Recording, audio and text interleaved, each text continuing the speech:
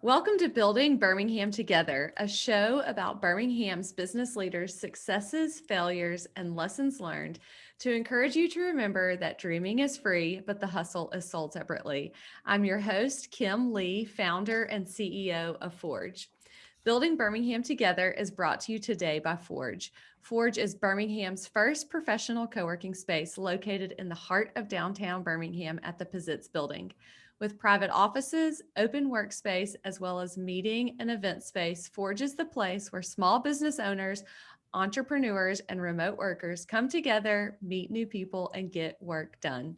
If you'd like to find out more about Forge, you can visit workatforge.com and schedule a tour directly on our website. Today, I have a guest that I just recently met and was actually introduced to by a friend and listener of Building Birmingham Together. So this is really fun to be able to do this interview. Dave Wells is with us today. He is president and CEO of Alabama Goodwill Industries. Dave's career in human capital performance and business leadership spans over 40 years in both for-profit and nonprofit sectors. He has been a business owner, worked for small business startups, as well as large corporations. Dave has been with Goodwill for 19 years. The bulk of that time was in Florida, where he held multifunction responsibilities in human resources, learning and development, donated goods operations, mission services, and integration, real estate and market development, risk management, and information systems. So as CEO for Alabama Goodwill Industries here in Birmingham, Dave has overall responsibility for 38 county territories. With Alabama Goodwill Board of Directors and staff, he has developed the current strategic plan, which we will hear more about, which outlines significant growth in both mission services and donated good operations. He is working to raise the presence and image of Goodwill. And during the past few years, he has opened many new Goodwill facilities in Central and North Alabama. Dave holds a bachelor's degree from Indiana University in Human Resources Management and an MBA from the University of Florida. He was a key architect in the growth of Goodwill, Minnesota from 7 million to 55 million, which is incredible in top line revenue at its peak. He has also been very instrumental in helping many Goodwills improve their organizations through Goodwill Minnesota's Missions Development Services arm and has worked with many Goodwill organizations to bring in key executive talent. So Dave, I am very honored for you to be here with us on Building Birmingham Together. Thank you so much for joining me. Oh, thank you for having me. Appreciate it, Kim. Absolutely. So, as I said, we were just introduced not too long ago, and really through our conversation and just through doing a little research, looking at the website, I have learned so much about Alabama Goodwill. So I'm very excited to have you on here. I love to be able to share with our listeners, to people in Birmingham, what amazing organizations are doing in our city and really give you the opportunity to tell stories about yourself, about your organization that people may not know. So I'm very excited to share. And I will just give a small plug to anybody who is interested in logistics and operations and how large companies actually make things work. You have got to watch the video on the Alabama Goodwill's website about all of the things that go on within their organization. So I know we will not have time to get into all of the logistics and how you actually make things work, but it is fascinating. So definitely check that out. But I want to know more about you and the role that you're doing in Goodwill. So I'd love for you to just start out and give us a brief introduction of yourself, how you got to Goodwill, how you got to Alabama. So I'll just let you go from there. Sure. Well, I grew up in the Midwest. I'm a young Midwest fellow and worked in the Midwest in manufacturing types of organizations for a number of years. Graduated from Indiana University and lived in the Indianapolis area and lived in Chicago area for a little while before we moved to Florida. And when we moved to Florida, I took a job with a local avionics manufacturing company down in Sarasota. And after a while, the owners sold to Honeywell that operation, and that gave me an opportunity to look at some other things. And one of the things I looked at was Goodwill at that time. And I hadn't really ever thought about Goodwill. I'd never worked for a nonprofit organization before. I'd been on boards of nonprofits, but I'd never worked for one. And so the more that I looked at it, the more that I liked it. And so I took that job and wound up working there for about 16 years and had the opportunity to come to the CEO position here in Birmingham for the Alabama Goodwill. And it was just a huge opportunity, and really loved the organization here and all the things that we're doing and will do. So that's how I wound up here. So how did you make that decision to transition from avionics manufacturing to nonprofit? I mean, so it seems like very different types of career paths.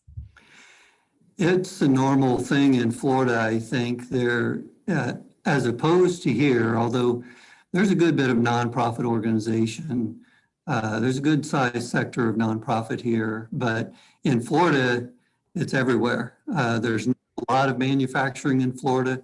It's more of a service economy, hotels and restaurants and such. And so there wasn't that kind of work, or at least the abundance of it available there. And as I say, I had been on boards of nonprofits, and the thing about Goodwill, when I looked at Goodwill, was that it really provided two things for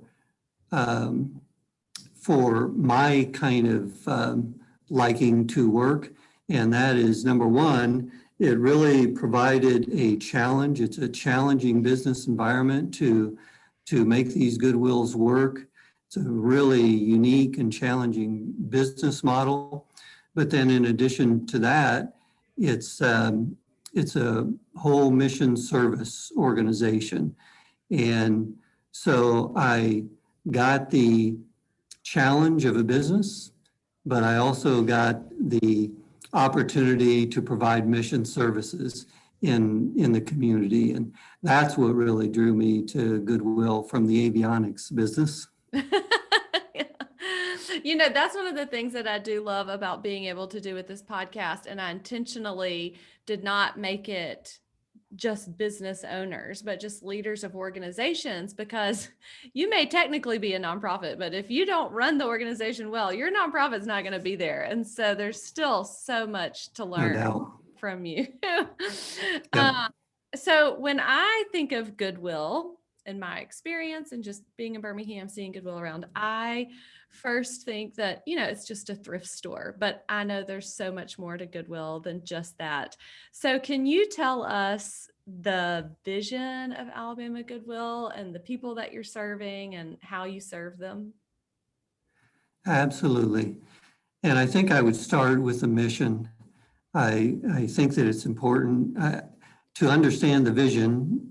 You have to know a little bit about the mission of Goodwill. And many people, I find, around our area here, Kim, don't really understand the mission of Goodwill. They know it to be a place you can donate, and sometimes people know that they can shop. But beyond that, people don't really understand a lot the mission of Goodwill. So I'll start with that. And really, the mission for Goodwill starts with creating jobs. We view job creation as mission work, and we view employment as mission work. So we create jobs through the very generous donations that the community provides to us. And with those jobs, we bring in people that have barriers to employment. And these barriers can be all kinds of different barriers. It could be somebody with a disability. And sometimes people think of Goodwill in that way, that we are working with people with disabilities, and we do, but we don't exclusively work with people with disabilities. There are all kinds of barriers to employment. Sometimes people they're not able to read or write. Some people don't speak English very well. Some people are single parent. Many single parent households around Alabama area. Some are elderly, some are chronically unemployed. Some folks are coming out of incarceration and they have something on their record now. And these aren't bad people. They just made a mistake and they're now trying to get their life back together and get their feet on the ground, and nobody will hire them because they've got something on their record now. So it could be any number of different types of barriers. So we bring people in that have barriers to employment and we put them next to a steady paycheck. Goodwill has never laid off anybody here that I'm aware of. And then we wrap human service programs around them to help them to overcome those barriers and then to grow and develop and become productive members of the community, self-sufficient, and work on starting to reach their life goals. And that's really what we do at Goodwill. So that's essentially the mission of Goodwill. Now, in terms of where we're going, the vision of Goodwill, it's a lofty vision here in central and northern Alabama. We have about a 38 county territory here, and it has been underserved by Goodwill for many numbers of years. And that's not to say anything wrong about Goodwill. It was just a matter of where this Goodwill has been focused. And it was focused more on providing work in sheltered workshops for people with disabilities. And nowadays, you don't get referrals from Department of Rehab Services into those programs. And so it's not a platform that you can grow on. But our donated goods operation is a platform that you can grow on. And it has a large opportunity to grow here in this 38 county territory.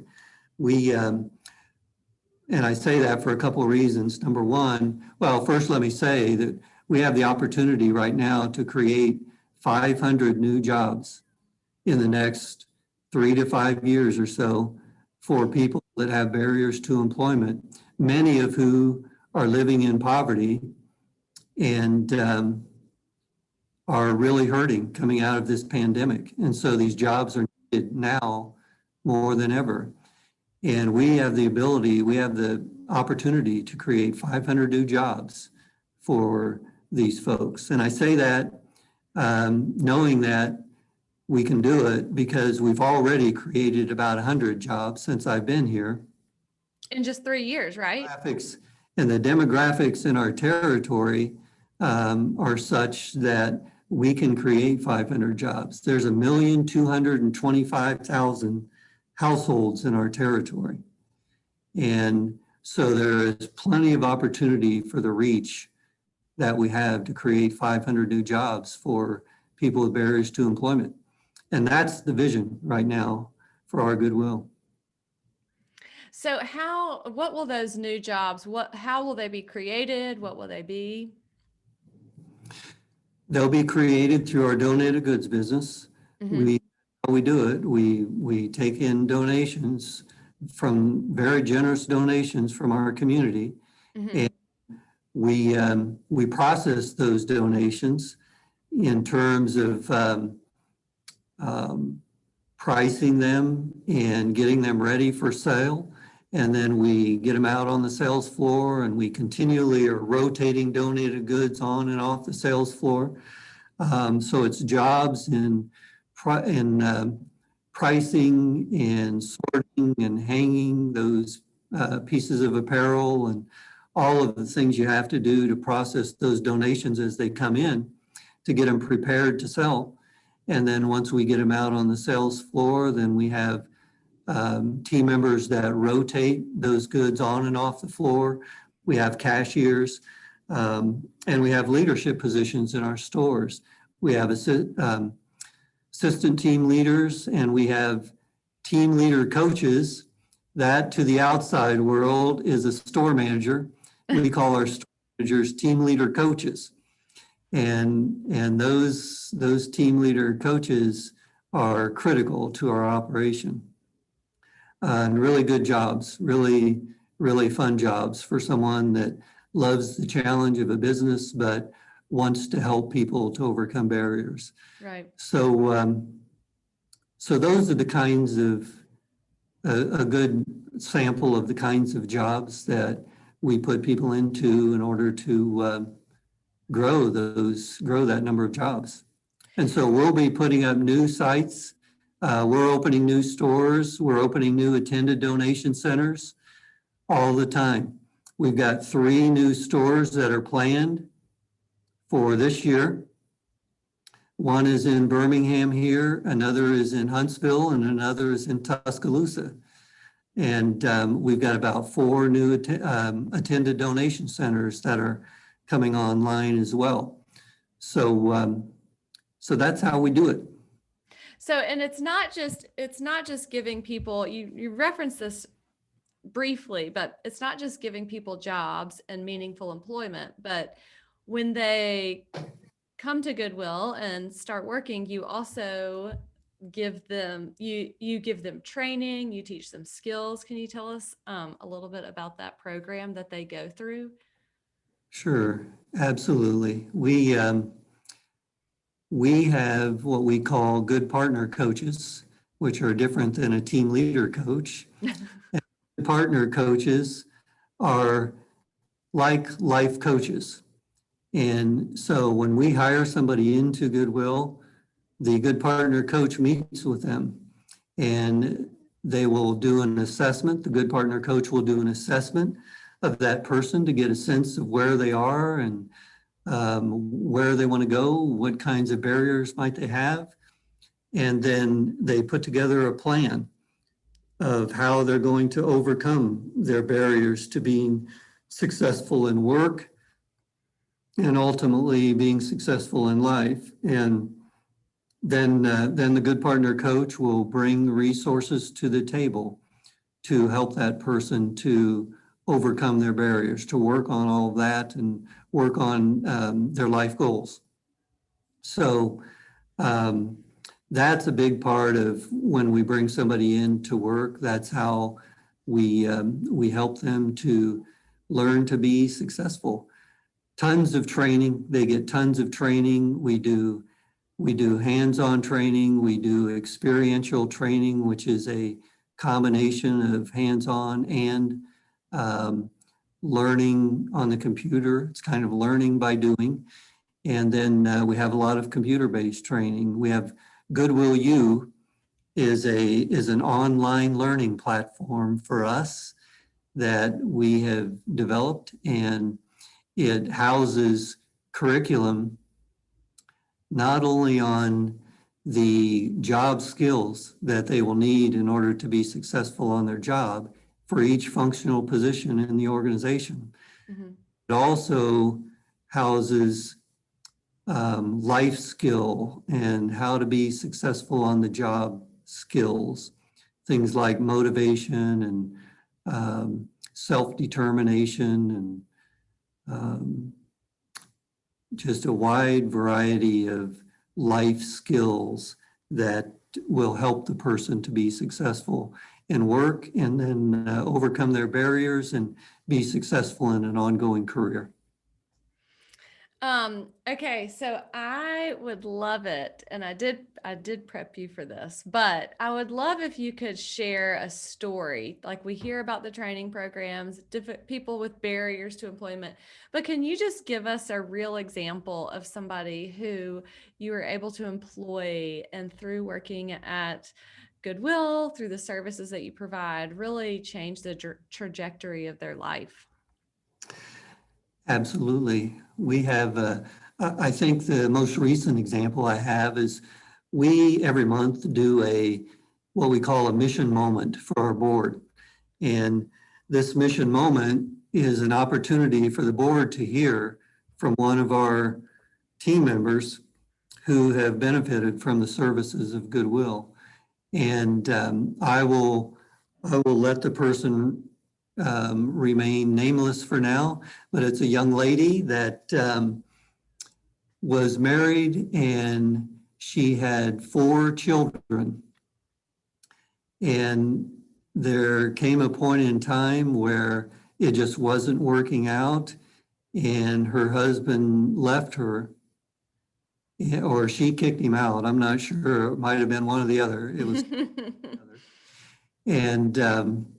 and so she was all of a sudden in a position where she had 4 children.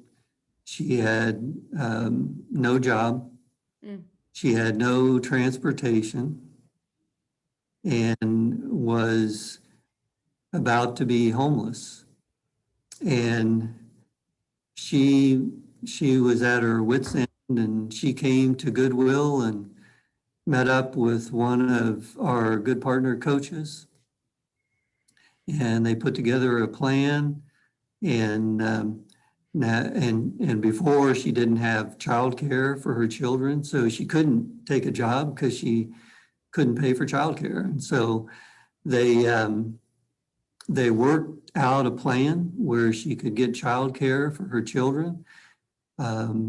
They figured out a way to get her some transportation, and we brought her on board here, and she has been working ever since. She's been here for, I'm not sure, number of months now, and is doing a fantastic job and is going to have the opportunity, I think, to advance here at Goodwill while she's working on her career. Mhm. In the meantime, she's helping her children to have a good example of a parent who is working hard to make ends meet for them so that they can have what they need, and putting food on the table, and helping her kids to learn and grow. So that's just one example, but there is many, many, many more. And we have on our website, and you mentioned our website in the videos, if you go to alabamagoodwill.org, Uh-huh. you can see more of those stories. Absolutely. Yeah, thank you for sharing that. It's just hearing those stories, I think, puts real meaning behind the mission and why you're doing what you're doing. Oh Yeah, yeah. and it becomes even more challenging sometimes because in some cases, and I think it might have been in this case, although I don't know all the details, but I think there might have even been some domestic violence issues going on. Very tough. She has had a lot of courage to Mm-hmm. be able to grow out of that and come forward and get her life on track. And so my hat's off to her. She's doing some amazing things. So I know when you came to Birmingham, to Alabama, I'm not sure if this shift happened before you came or after you came, and you kind of touched on it with the employment that you used to have at Goodwill was this sheltered work environment, so people with disabilities, and now it has changed more towards people with barriers to entry into the workforce. So what has it been like to lead your organization through that kind of change? It's been a complete culture shift. And Yeah, I knew it couldn't be easy. for for those who know a little bit about changing a culture in an organization, it is not easy. It takes time. So um, we have had to really shift from a culture that was really a pretty kind of stagnant, not really growing or moving type of an organization, to one that is very rapidly changing and very rapidly growing, and challenging everybody, but creating lots of opportunity for everybody to do some great things in our community. So it's a challenge. It's certainly a challenge, but I find that if we follow our core values, we empower our team members, we train them, we help them to learn the things that they need to know to be successful on their job, And then we empower them to make the decisions they need to make things better at our organization and to help us move forward on the track that we're on, then that goes a long way. So I know that you've thought a little bit about organizational development and organizational change. So for somebody who is entering into a situation where they might need to implement some change or they're creating their own culture, can you share with us? You can't, if you're listening to the podcast, you can't see that I'm smiling, but I just love your thoughts on this. So it just makes me happy to think about it and talk about it. But can you define or explain how you think about organization development? I view organizational development on 3 levels. To me, the first is really about getting the right people on board and getting them in the right spot, and then helping them to learn and grow so that they can be successful in that job, removing the barriers that they have to being able to accomplish the things that are important for the organization to accomplish. So that's the first thing, is the right people in the right spots, and then help them, help them to be successful. And then at the second level, it becomes more about alignment and making sure, because you're in a good sized organization, and it gets very easy for people to start going in different directions. All well-meaning people thinking that they're doing what's right and would be good. Mm-hmm. And they sometimes start going in all different directions. And so keeping people aligned to the strategies and the goals and the objectives of the organization is really critical.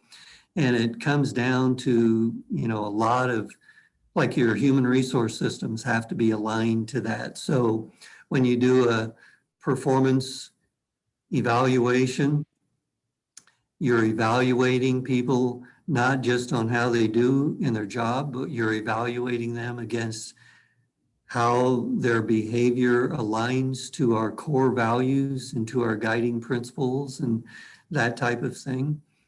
So, so that's just an example. There's a lot of ways that our systems need to be aligned to our strategies, and work very hard to try to make sure that that's ongoing, and it will be ongoing. There's a constant role clarification. It's when you're growing, lots of things are happening all at once, and so having that set of core values that everyone can kind of hang their hat on and believe in and stand for really helps. And if we can all be on that and take those into account when we're deciding how we're going to do our work, then that helps us get down the road.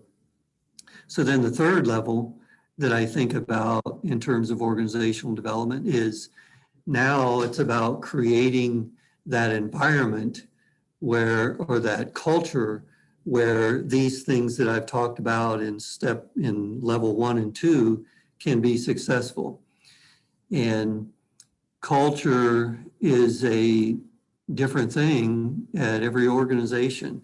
And I would say to your listeners, Kim, that culture, every organization will have a culture. And if you aren't intentional about creating the culture that you want, you're going to have a culture anyway, and it may not turn out to be the kind of culture that you want. So I would recommend being intentional about that culture, deciding what you want, and then creating that. And for us here at Goodwill, it's really about 3 things. We are a results-oriented kind of an organization, and so we have a river system for our processing of our donations. We keep a lot of organization to the chaos of donated goods. That's the logistics part that is Yeah. So incredible. We have guiding principles that help us to keep grounded in our day-to-day work because it can get very chaotic. And so it's easy to get overwhelmed. And so when you start to get overwhelmed, then you think, oh my God, what am I going to do? And then you think, well, you look at your guiding principles and that's what you're going to do. And Hmm. so it helps us to get through those crazy times. Um, So we have a system that people can understand, and then we have information, a way to measure that system to make sure that it's heading in the right direction and that we're making the improvements that we need to make. Hmm. All of those things kind of come together to help us to create that kind of results orientation. So that's one. The next one is mission integration. And those folks that have barriers to employment that I talked about before, we are employing those folks in our organization and we're helping them to be successful. And so that's integrating the mission into the organization. And when we do that, our team members feel like now it's more than just a job. It's Hmm. more than they're just coming in and doing their work, they're going home and they're getting a paycheck at the end of the week. Now it's a job with purpose because they feel like that they are helping to deliver the mission of Goodwill when we're integrating our mission into our everyday work lives here at Goodwill. And um, that people really enjoy that and they rally around and help the people next to them that are trying to overcome their barriers. And that creates a very significant part of our culture as well. And then the last thing is learning organization.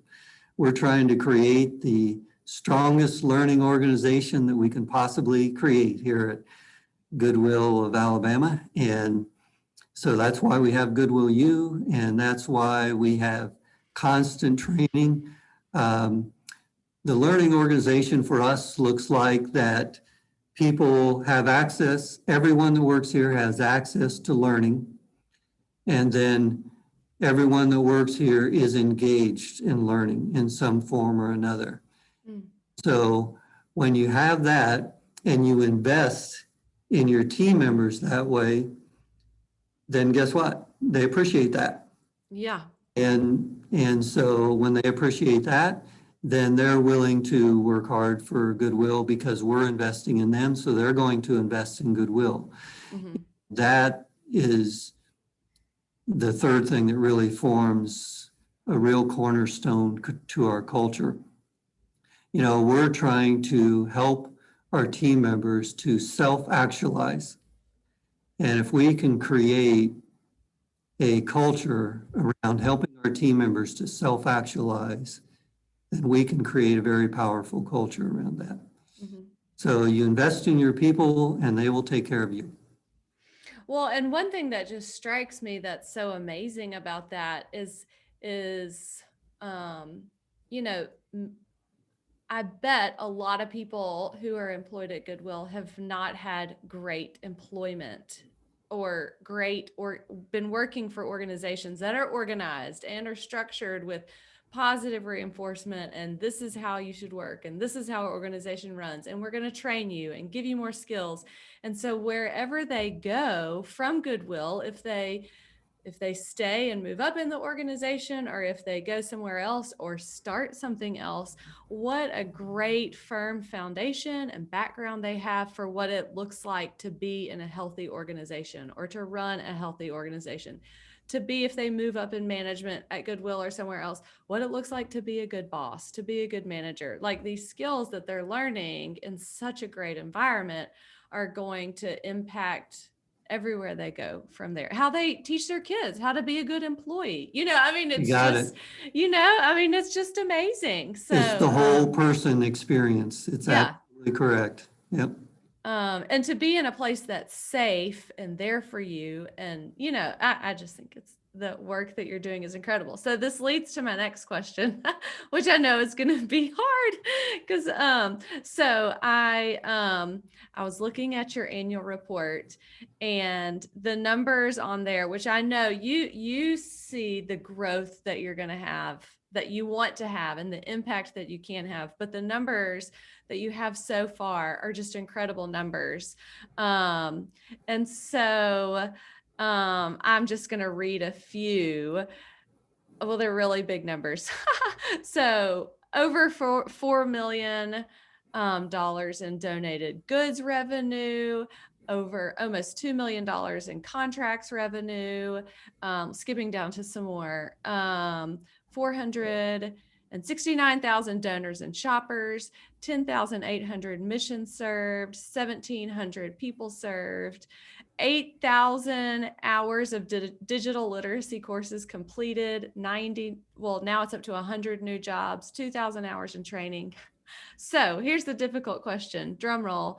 Which of these numbers are you most proud of? I know that's like asking a parent, like, which is your favorite child?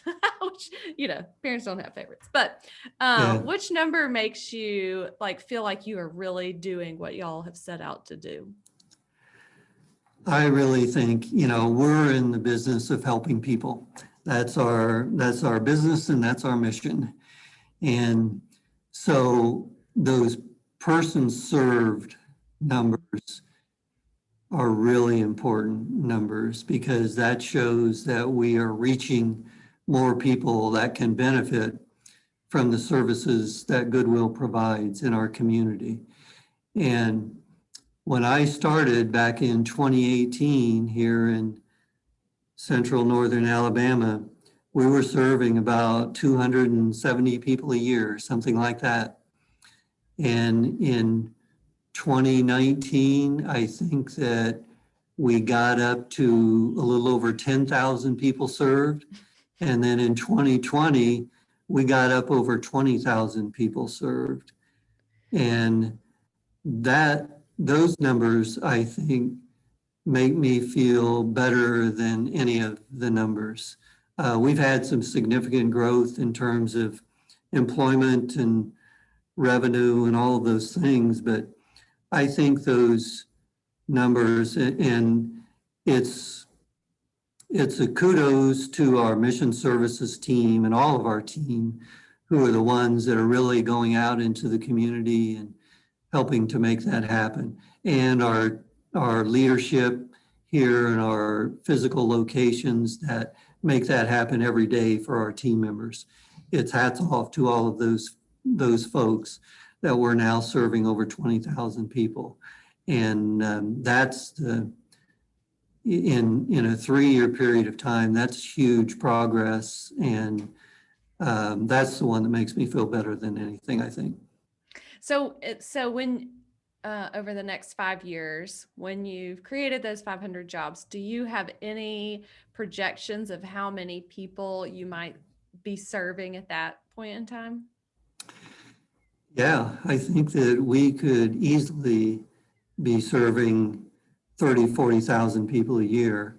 When you get larger, you focus more on your team members because as you grow, it's more of a challenge to keep everybody aligned, like talking about organizational development before. Alignment becomes really a challenge as you grow. And so we'll focus a lot on that. So I don't know that we'll grow exponentially, people served, but we will grow in that number of people served. We've just had huge opportunity because we haven't had a big presence in the community up until the last few years. So we've had huge opportunity the last few years. But I think we can easily get up to 30, 40, maybe even 50,000 people served. We'll have to see how that goes. So shifting gears a little bit, I want to ask you, what is the hardest thing about what you do? And then what brings you the most joy about the work that you're doing? Oh, it's always about the people. And so to me, the hardest thing is when someone leaves Mm, employment, or, or most hardest is when you have to terminate someone's employment. That is not fun, never any fun. And um, that's the least thing that I would like. And then the converse of that is hiring. And when you hire somebody into a job and they get excited about taking on a new challenge, and then you see them grow and develop and become this very confident, um, really successful person, those are the things that are the most fun, I would say. hmm So, the title of this podcast is Building Birmingham Together. And really, because I believe that although we're all different organizations, we're really growing, we're really working to impact Birmingham altogether. And as we start looking at ourselves, not just individual organizations, but organizations working for the city, it really will make the city and everybody living in the city better. So, what role do you see Alabama Goodwill playing in building Birmingham together? I think our role is primarily about workforce development. That, Mm-hmm. that's what we're doing, is really building a workforce of team members that can go out there after they've gotten that good foundation here at Goodwill to be able to start a career and go out into the community and get into higher paying jobs and build a very nice career for themselves and their families. Um, I think that's where Goodwill plays its best role in a community, is in workforce development. But to do that, we partner with Mm-hmm. many organizations and agencies in all of our communities. We just had, just a quick example, we had Birmingham City Schools in here Mm-hmm. at our facility in Green Springs Highway just last week, and we had a very nice graduation ceremony for some students that were in here that had been learning about how to be successful, vocational tracks and how to be successful in those vocational tracks. And then they were gaining work experience during the time that they were learning, and they recently graduated. And that was a partnership with Birmingham City Schools for students in high school students from a number of different schools around the city. And it was a beautiful event. The parents came and Oh man. proud of their kids, and their mentors were recognized. And so we really had a fun time. And that's the kind of partnership that I'm talking about, is for organizations to get together to help our young folks to grow and develop. Birmingham, I think I mentioned to you before, Kim, Birmingham's population is not growing Mm-hmm. by leaps and bounds, certainly. And so, but our business, our jobs are growing. And Right. so where are those people going to come from? And what I think is that we have to build those people from within. Mm-hmm. We have to really raise up our people that have been sidelined by the pandemic or marginalized in some way in our community. And we have to raise those folks up and prepare them to step into the jobs that are being created in this growing business climate. And so um, to do that, it takes partnerships. We work with a lot of private employers as well as government agencies, and we encourage all of private employers to work with those who are building our workforce. And if we do that, then that's how we're going to build Birmingham, is through having a workforce that is trained, has a good foundation, and is ready to be successful in their next job. Okay, last question that I have for you. This has been so great. I don't want it to be the last, but it is the last. So, can you share with us maybe one or two lessons that you've learned along the way about running and growing an organization? I think that, well, I'll say this, a wise person once said to me that there are three things that are really critical to an organization that none of the three are reflected on any of the financial statements that the company produces. You know, people always think of business and they think of financial statements and how you're doing with your finances and are you making money and all that. But there are three things that are critical to every organization, none of which show up on your financial statements. The first one that I think about is brand equity. So building that brand, that organizational brand that helps people to understand what the organization is about and the promise of the organization that will resonate in the community, I think is really critical and doesn't show up anywhere on the financial statements. Information systems is the next one. And if, you know, the information that you have will determine how you're going to be able to make the improvements in your organization in order to build and grow. And if you don't have the information that you need, it's going to be very, very difficult for you to do that. And so the capabilities of your information systems are also critical. None of those show on your financial statements. And then the last one is human resources, the capabilities of your people and your human resources. And that is probably the most critical and does not show anywhere on any of our financial statements that we get. But we know it is so important. And so that's why we invest in our people, because we know that that's just so critical for us to be successful and to serve the people that really need our services in our communities. So those are some of the key things that I've learned. Well, okay, I have three quick final rapid fire questions for you that I did not warn you about because I love to just hear people's quick answers.